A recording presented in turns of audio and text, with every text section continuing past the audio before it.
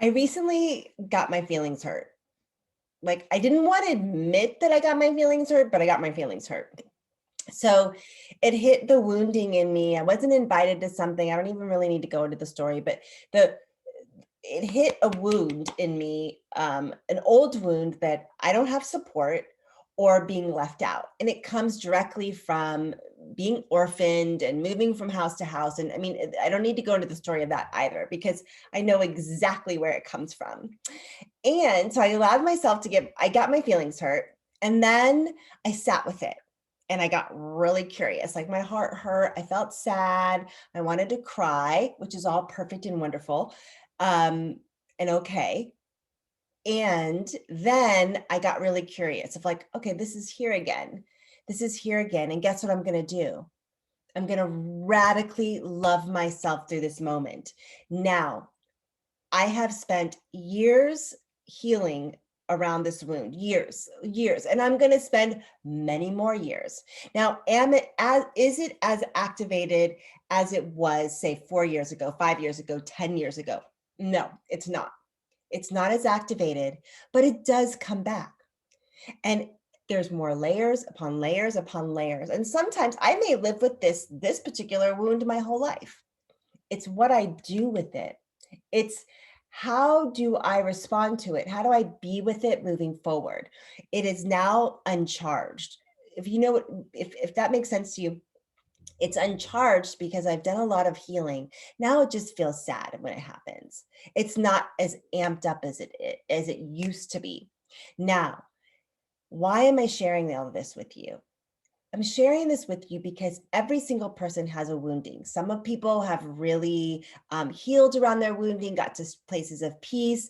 Some people have done that, and there's still some behaviors around it. Sometimes the triggers are intense and happen daily. And then sometimes the triggers are really far and few between. And you're like, wow, I'm doing really well around this. And when the trigger does come up and the wound gets hit again, or kind of like nudged again, you can meet it with grace, with power, with love, with ease, and with curiosity.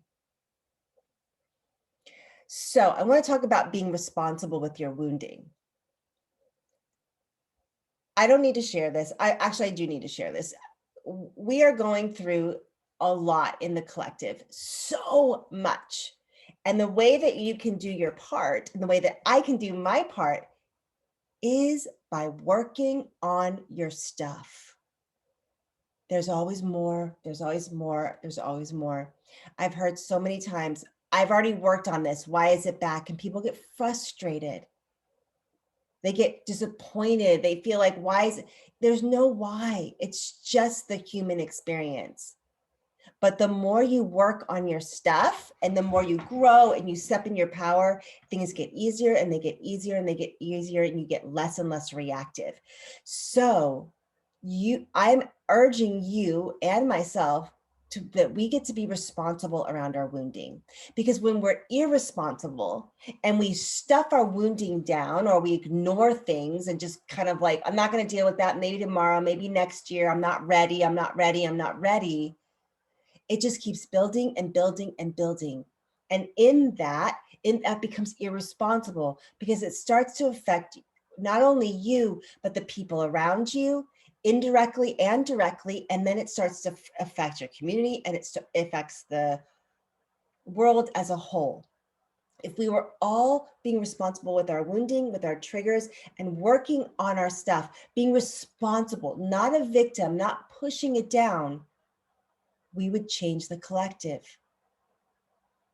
We would change the collective. There's a lot going on behind the scenes. That's a whole other video. So much is happening. But what we get to do our part is be responsible with our wounding, be responsible with our triggers, and we begin to shift the collective. We've all known people, and I've done this myself, who have used their wounding as a weapon. They've used their wounding as a weapon. We all know people who have done that. I have done that. Like, you don't know what's wrong. You don't know about me, blah, blah, blah. Like, super manipulative around my own wounding. Not responsible. Not responsible. And being in responsibility with your own wounding, your own triggers. That means not blaming people, being responsible, and then getting really curious about what your next cut is in shifting, healing the wounding. And if you're in a conversation of, I will take care of it later, tomorrow, next year, I'm not ready, get ready. Time is now. The time is now. And doesn't mean you have to dive straight in, but start asking for help, start supporting yourself, start talking about things. Be responsible. Be in responsibility with your wounding. Be in responsibility with your triggers. So when I got my feelings hurt, got sad, I actually spoke my truth with the person. I spoke my truth. And then I got curious. Okay, this is up. And then I nurtured myself and I feel so much better and I'm in responsibility with it. And I knew the whole thing wasn't about me and I didn't make it about me. I honored myself, loved myself through it. So, spiritual warriors, this is a call for you to be responsible, no victim, not for us spiritual warriors, in your wounding and in your triggers. And it will change your life. Seriously change your life. And it will change your family's life. And it will start to shift the collective as a whole. All right, my name is Beth Osmer, and I will see you on here next Thursday. The door just opened. I think it was my dog that tripped me out. Okay, have a good one. You can hear her.